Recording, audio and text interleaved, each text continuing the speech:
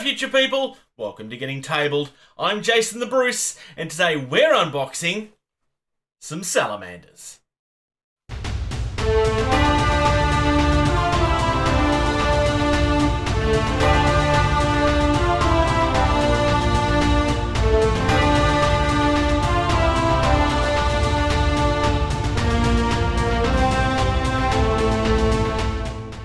Salamanders is the most recent release for Kings of War Armada.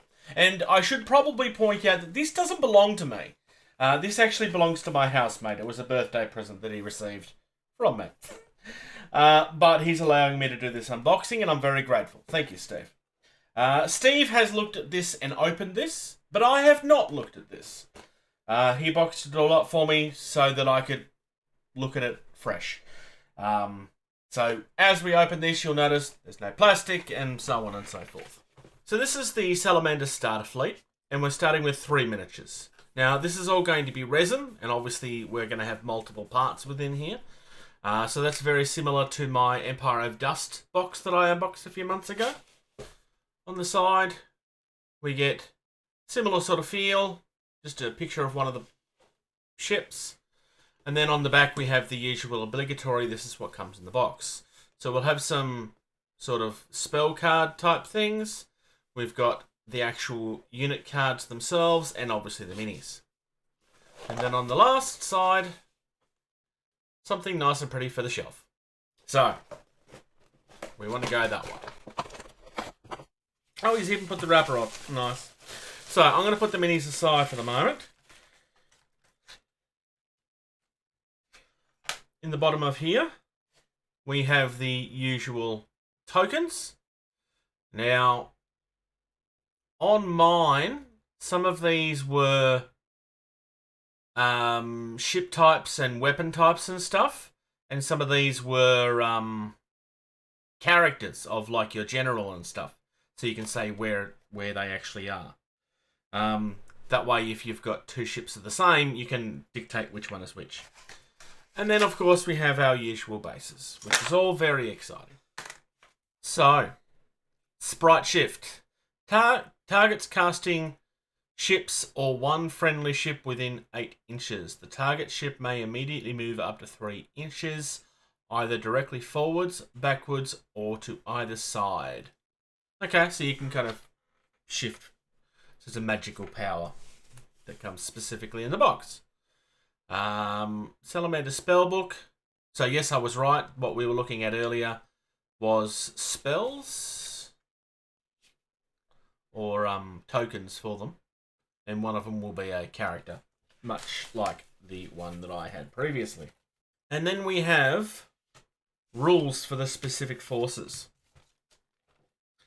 So, Mastery of Flames. Affects all ships in the Salamander fleet. Any failed skill test made to extinguish a fire and remove a blaze marker may be re-rolled, because Salamanders are very fire-esque in this particular. Okay. We've got shields. Brutal. I'm not going to read all of this. I'll just give you a chance to have a look through. Pause the video if you would like. These are all one-sided. So red hot shot, that's one of the tokens that we had. So there we go, we're getting another idea. And then Corsairs, so tokens are not only the spells, but also the upgrades, so you can actually show them on the fleet. Clan Ensign, that was definitely one of the tokens as well. It's a magical upgrade. Firebrand. So yeah, it's all the tokens that we were looking at earlier are all upgrades for your ships. We'll start with one of the smaller ships. So we've got 2 cannons. These are 2 light cannons, and we've got an indirect weapon on the front, and a tighter turning circle. So this is a small ship that doesn't move as well. And then we have our usual points cost, and so on and so forth. This is our big one. This one actually does turn quite a lot, and we've got a lot more cannons on this one. C stands for close action. We've got a heavy cannon at the front, another couple of heavy cannons at the rear, and then light cannons in the middle. And our last one, kind of very similar sort of maneuverability, but obviously it's smaller, so it doesn't hold as much. This gives you an idea of what it is that you actually get in the box. Alright, I think we'll start with what I think is probably the iconic parts of these ships, which is what I'm going to refer to as the junk sails. Now, I'm not calling them junk sails because I think they're crap. I'm calling them junk sails because they're very reminiscent of junk ships. This is very, very heavily inspired by some ships from the East. And they've really done a nice job here. A little bit of a roughness around this seam here, which is obviously something that's stuck to it as it's been coming out of the mold by the look of it. It's fine. You just take to it with a bit of a file and you'll file that down. Some of the placements of these gates are not so much these two, but that one's in a really awkward spot. Not quite so bad on the other side, so you should be fine. This is definitely one of those ones where you're going to want to heat this up to the point where it's very rubbery, so you can make sure to actually separate that without issue. One of our smaller sails. So the placement of that one is much better because it's just at the bottom and you can just snip it. That's much, much better. An absolutely gorgeous ship here. This is the Tyrant, I believe, because we've got 3 masts, so clearly that's the bigger of them. Casting is absolutely impeccable. Now, I haven't seen these, but Steve did say to me that as he was going through them, he saw a couple of sharp pieces that had kind of broken a little bit. That's not necessarily anything unusual, to be honest. In fact, I would be kind of surprised if sharp bits hadn't broken. And some of that is going to be this around the bottom here. Really, really gorgeous stuff. Now, we've got things that have come off from here. That's going to be some of these pieces. I don't know exactly which ones. I tell a lie, I have another sail here.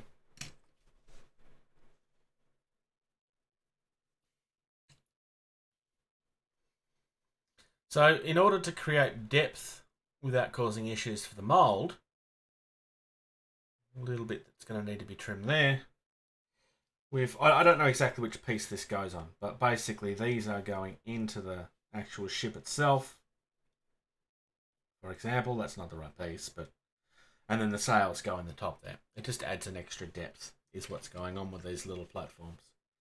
This would appear to be the one for that ship, I suggest. Fits on quite nice. Not 100% sure which way it goes.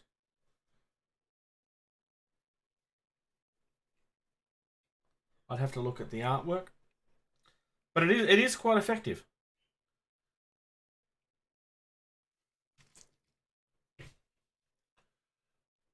We have another one here. So this is going to be the one with the indirect, because that's the mortar in the front there.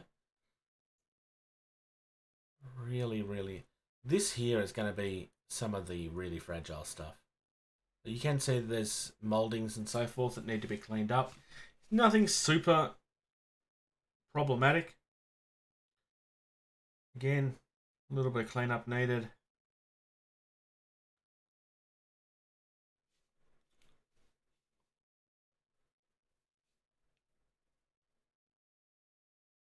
Absolutely. This might actually be my favourite of them, actually, so far.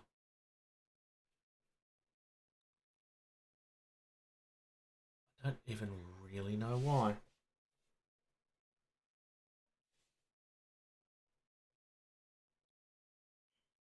Really, really gorgeous stuff.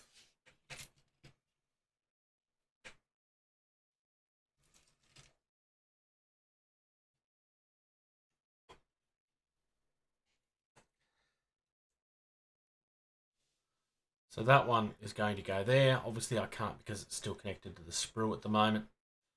Not 100% sure where these are going. They appear to be cannons that go on top of the Tyrant, I believe. Aha, okay. So, 2 of them are for here.